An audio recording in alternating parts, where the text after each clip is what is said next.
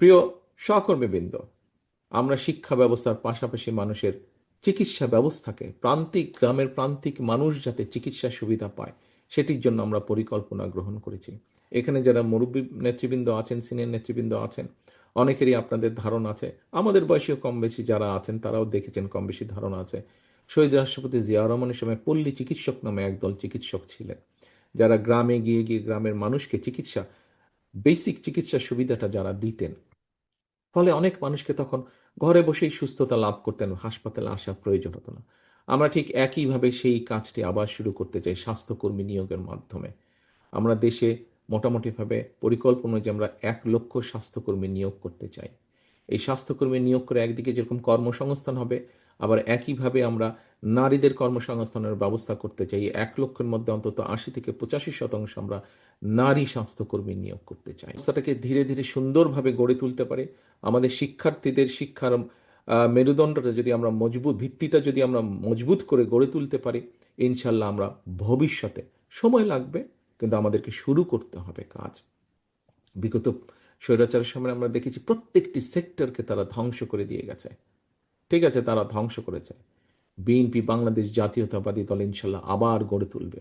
মানুষের শিক্ষা ব্যবস্থা, ভবিষ্যৎ প্রজন্মের শিক্ষা ব্যবস্থা আমরা ধীরে ধীরে করে গড়ে তুলব।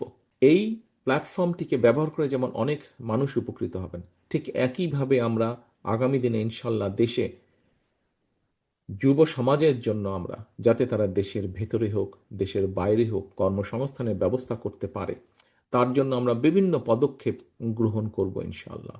যেমন আমাদের ভোকেশনাল ইনস্টিটিউটগুলো মডার্নাইজ করার মাধ্যমে আমরা এখানে বিভিন্ন রকম আরও নতুন সাবজেক্ট ইন্ট্রোডিউস করব। যেই সাবজেক্টগুলো আমাদের প্রয়োজন নেই সেগুলোকে আমরা বাদ দিয়ে দেব।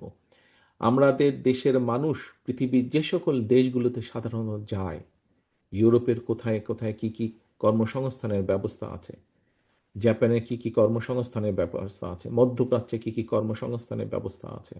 আমরা শুনেছি যে চীনে অনেক জনসংখ্যা, কিন্তু এই মুহূর্তে চীনেও আস্তে আস্তে তাদের শ্রমিক প্রয়োজন এবং দক্ষ শ্রমিক প্রয়োজন। কিভাবে আমরা চীনে শ্রমিক পাঠাবো, কিভাবে ইউরোপে পাঠাবো আমাদের মানুষদেরকে, কিন্তু শুধু শুধু পাঠাবো না, আমরা তাদেরকে ভাষা শিক্ষা দেব, তাদেরকে বিভিন্ন প্রকার ট্রেনিং আমরা দেব, যেই কাজটি সে গিয়ে ওখানে সহজে যাতে সে চাকরি পেতে পারে।